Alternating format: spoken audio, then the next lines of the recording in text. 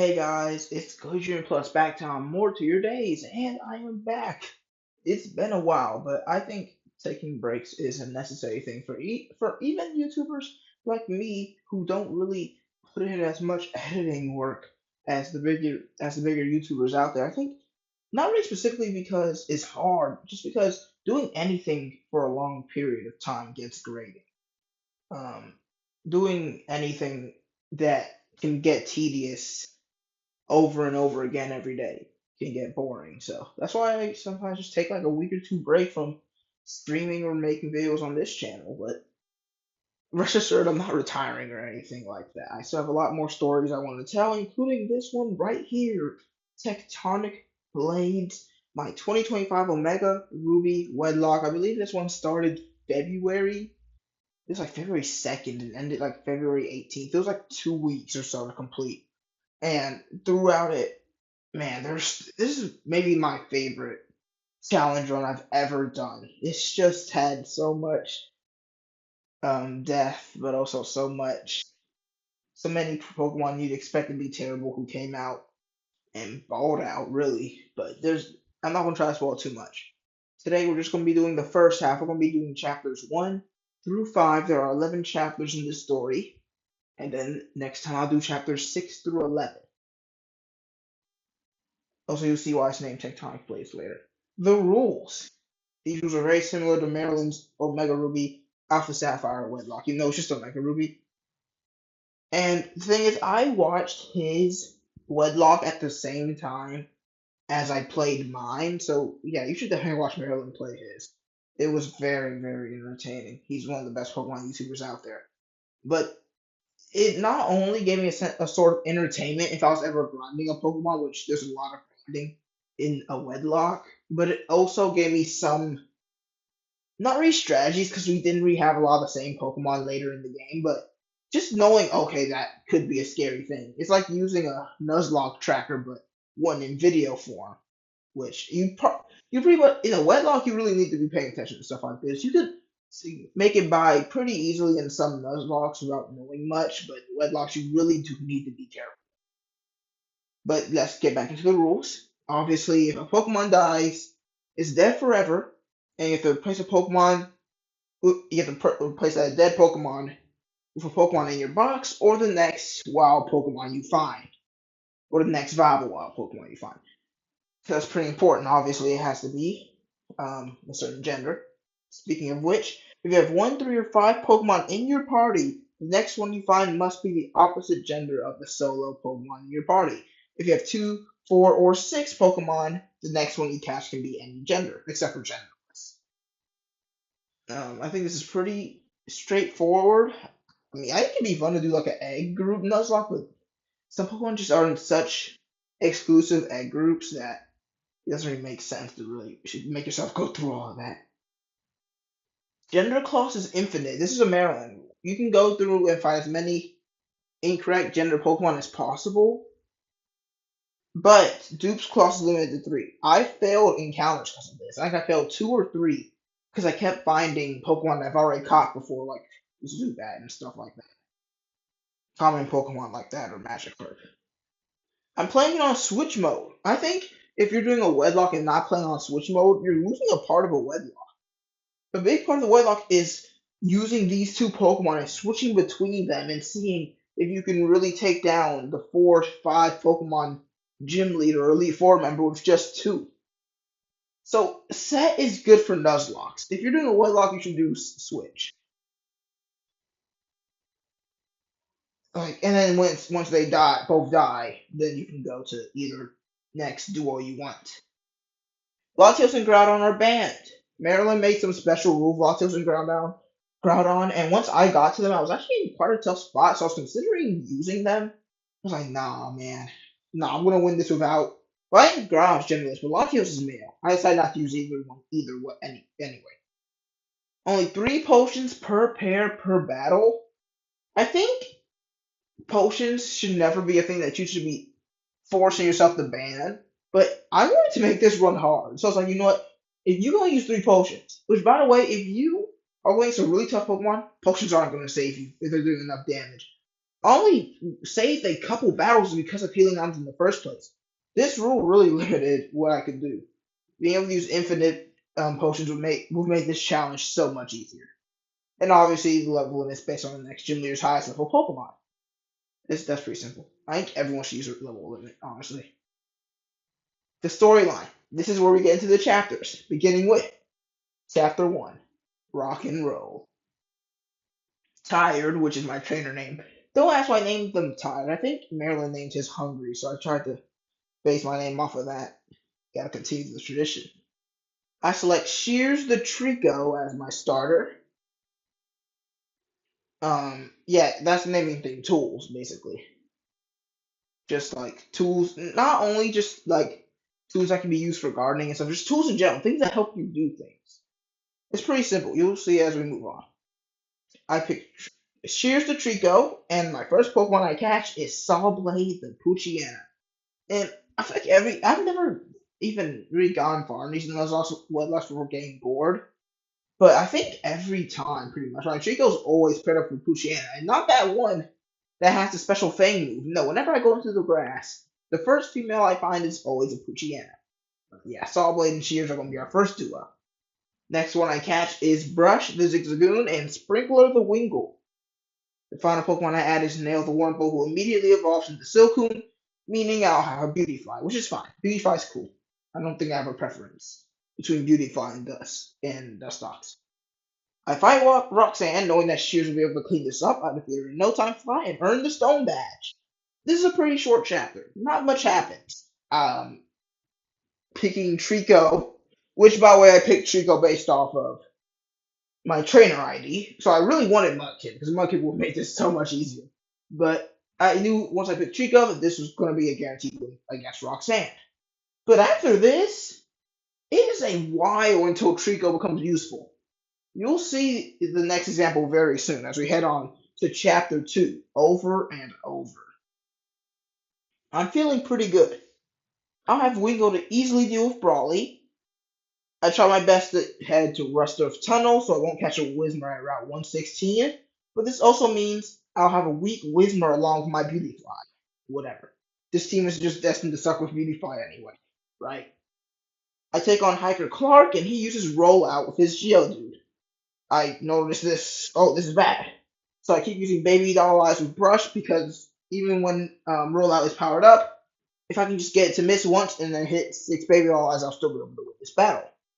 But sadly, after his third rollout, he crits Brush, killing my Zigzagoon. Not a great start. Rollout is one of my least favorite Pokemon moves because whenever you use it, it sucks. Whenever the CPU uses it, it doesn't miss and it crits every time. I bring in Sprinkler, but she meets the same fate. Either Geodude wasn't damaged yet, so it survived, or it just outsped Wingull. I can't remember which one, but it just one shot with rollout because at this point it was its fourth rollout with a high physical attacking Geodude that only got hit by like 2 Baby Doll Eyes. So it was just over. Those two were guaranteed to die as soon as Brush got crit. There was nothing I could do. After losing them both, Shears avenged them. There was nothing she could do against Trico, luckily. Next, I catch the Whismur, then I tail low at Route 16. Route 116, but I don't like the 100s, because why they add that? My team is now Shears and Sawblade, Nail and Earplugs, and Net the tail low. So, we're not doing great. We just lost.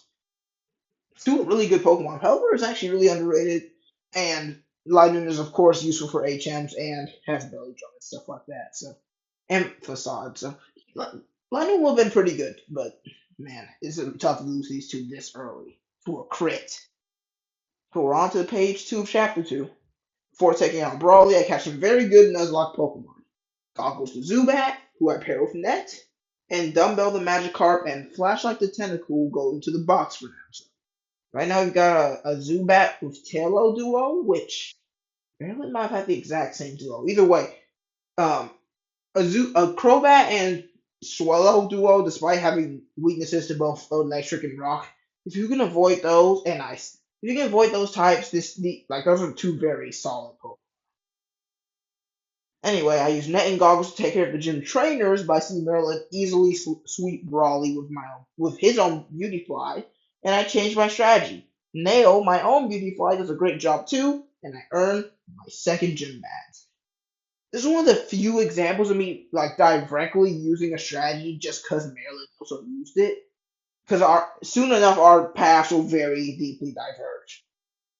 But I learned, oh wait, Beautifly completely crushes Brawly, so I'm not even gonna use Net and what's his name Goggles because Beautifly is much higher base that total and just crushes them with Gust. So yeah, I mean sometimes I am gonna be influenced, but I think that's important. I think it's important to shift your strategy when you see a better one, even if you're playing on something else. But that does bring us to chapter 3, the Purge. My team isn't looking too good for Watson. Evolved Shears, who's now Grovyle, and Sawblade are my only current option. I go to Slateport City and receive my own gift Pokemon, Sparkplug the cosplay Pikachu. I only even used this Pikachu because Maryland so did, and as I said earlier, pretty much all of my rules are the same as his. And he used it, so I used it. I fight a random magma grunt's Numo, and both me and Maryland recognize that. Flame Burst this early is nasty. I mean, 70 base power. Fire type move on Numo, which isn't a weak Pokemon. Like, that's not good. I can't remember if he lost a Pokemon, though. Healing doesn't help because it does more than half my HP, and Net pays the price. Goggles avenged her partner. I mean, that's just tough. 'Cause I was just talking about how good this duo could be, but I mean, bringing it in a duo just because I thought, well, probably only has Ember and a Ground type move. I mean, can any of my duos beat this? Trico wouldn't be able to beat it. Fuchiana, I doubt it. And then we have what, Beautyfly and a Whismer? No, that this was the best option probably losing Tail here. Goggle. Oh, okay. At Route 110, I catch Net's replacement, Toothpick the Gulpin. As you know, you have to battle your rival here. My team sucks against a Fire Water Grass trio. I've used Shears and Sawblade. Sawblade beats Shroomish and Shears beats the Whalmer, but Buskin is a huge problem. Enough double kicks inevitably kill my first capture, Fuchiana, and of course Shears can't take revenge. I mean, there's just nothing I could do. My thought process here was that maybe I could get Baby Doll's eyes off or something, maybe sand attacks with Puchiana, that maybe I could survive Combuskin, but my other two duos just couldn't win. Whismer and Bootyfy both died, Combuskin guaranteed. And what's the other duo? It's just Goggles by himself. So she can't do anything. My first two Pokemon are dead before the third gen. Goggles is able to take care of the fighting type, but this team can't beat Watson. I add Sparkplug to the party, but I need another encounter at Route 117, which is after the gym, by the way. This is supposed to go after beating the gym, but I needed to go there before then because I couldn't beat the gym with the Pokemon I had right now. I catch Cologne the Roselia to pair with Sparkplug. I'm worried, but I have to try. Magnemite Volt switches into Voltorb, but Cologne beats it before it can roll out. Sparkplug easily kills the Magnemite with, I believe, Flying Pressure? Something like that, some fighting type move. But Magneton and Sparkplug battle for actually like 5 minutes. This battle took forever. We both had healing items and we were both chipping away from each other. By some miracle and 3 super potions, I beat Watson. I mean, this isn't much to say here. I just eventually chipped it down. I believe Sparkplug was at red HP too. I just happened to get lucky enough to be faster than Magneton, and that led to me winning the battle. So thank God for Maryland allowing cosplay Pikachu, or this run would have ended. On the chapter 4, Bubbles and Swords. Watson was very scary, but Flannery is worse. I have no Pokemon in my party to defeat her. Anyway, I was put in a double battle with my poison duo of Toothpick and Goggles. Oh, I forgot that. I caught Toothpick, even though I read that. So yeah, Goggles and Toothpick could not beat any of the trainers before either. Of course, one of them has an Azumarill will roll out again and immediately kills Toothpick. I'm pretty sure like it hit one, maybe 2 rollouts, and Gulpin was done. Goggles has already lost 2 partners. Anyway, Bubble Wrap the Sandshoe should be a fine replacement. Which, by the way, I have no idea how Goggles survived this scenario. I think since it was a Doubao, I just got to bring in a different Pokemon, and I think Sparkplug helped clean up the Azumarill before it could do any more rollout damage. Thank goodness, because I thought Goggles was going to die there. But yeah, Bubble Wrap is my new replacement, and it will now be a Sandshrew and a Zubat. My Pokemon are dropping like flies. This is going bad. Mount Chimney time. At this point, my team is Bubble Wrap the Sandslash and Goggles the Crobat. Yep, they both evolved. Sparkplug the Pikachu and Cologne the Roselia, and Nail the Beautyfly and Earplugs the Loudred. I head into Mount Chimney where Tabitha doesn't give me trouble. My plan for Maxie is simple. Goggles can kill his Crobat and Mightyena, and Bubble Wrap takes care of his Camerupt, right? Wrong. His Mightyena goes for Roar right off the bat and switches in Sparkplug. That duo can take care of his first two Pokemon just like Bubble Wrap and Goggles can, but Camerupt, yeah, it one-shots both Sparkplug and Cologne with Earth Power. There's no way to avoid Roar. There's nothing I can do except for try my hardest to outspeed and kill it, but there's just no Pokemon on my group that can do that except for Beautyfly, who would just die to Camerupt later anyway. There's no way to avoid this besides hope and pray that didn't get roared, and I did. I had to bring in my only alive and useful duo. Sorry, man, earbuds, you guys suck. And finish the battle. I'm now at 8 deaths, less than halfway through the game. Anyway, after all these deaths, I'm just starting to stop feeling anything. They just happen. I've lost so many Pokemon before the last two gyms. I catch Torch the Numel and mill the Machop to replace my duo. One of the most nasty rules of a Wedlocke that differs from a Nuzlocke is that you can't switch out a team or a duo or even a single Pokemon to the box. Once a Pokemon is in your party, it has to stay in. So I have to stick with a just dead weight in my party in Beautyfly and Loudred. They can't do anything because they both suck, but I don't have a choice. Loudred is sometimes useful against specific trainers, but there's no boss that this duo can take on. But at least we have a Numel and a Machop now. They should do fine. Time to begin training up my new teammates. Actually, never mind. I won't even be using them. My strategy for Flannery is Swords Dance, Sweep with Bubble Wrap. Slugma can't really do much to Bubble Wrap, so I set 3 dances up and kill it after healing. Numel dies quickly as well, and the Torkoal survives a magnitude. I believe it was like a magnitude 3. And it fires off an overheat in the sun, which is still up, and Bubble Wrap eats it. Bubble Wrap survived an overheat in the sun from this Torkoal. No clue how.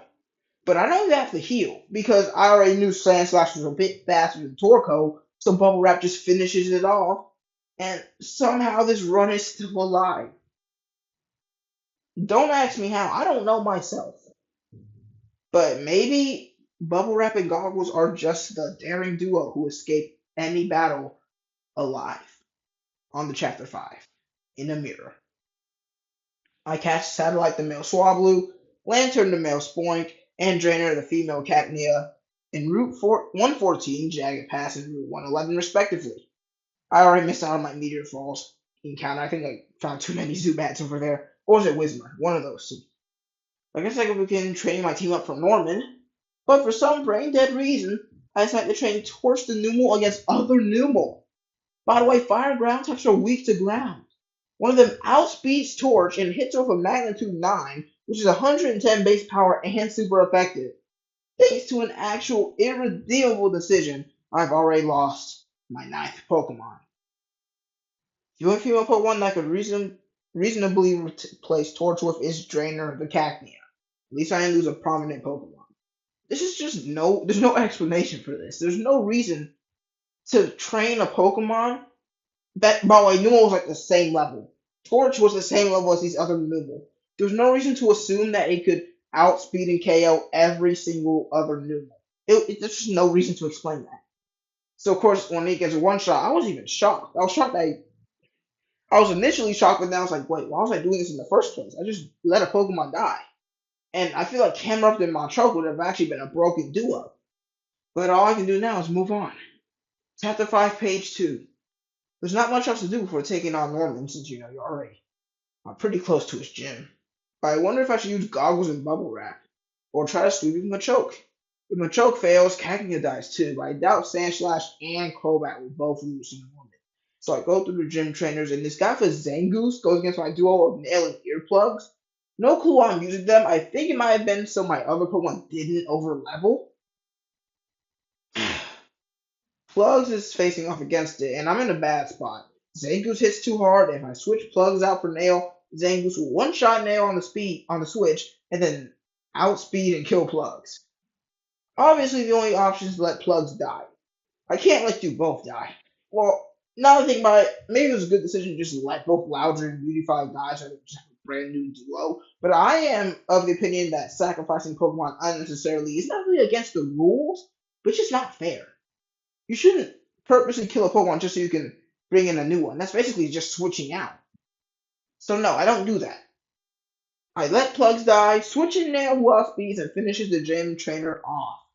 That's 10 deaths now. I bring Satellite the Swablu in to replace Nail's first partner, and now my losses will fuel me in my battle against Norman. Chapter 5, page 3. For Norman, his team isn't actually that bad. It's easy to be his first slacking, just protect and then Swords Dance a few times. The first slacking goes down after I hit a max attack with Bubble Wrap, but Vigoroth comes in and it's definitely faster than Bubble Wrap, so I can't let Crobat take a retaliate. So I keep Bubble Wrap in. Like a knight in rocky armor, he survives to 140 base power retaliate and takes down Vigoroth in one hit. I protect on the final slacking, and after a couple more turns, Bubble Wrap takes another win. Goggles watching from the party. Yeah, you can see why this was called Tectonic Blades right now. Because, dude, this Sandslash was doing everything in his power to not only protect Goggles, but also the rest of the team and the run. But this is where I'm going to end this video. We've got 4 more gyms to go, the Elite Four, and of course the champion, Steven. With all of these deaths, do I still have a chance? Find out next time.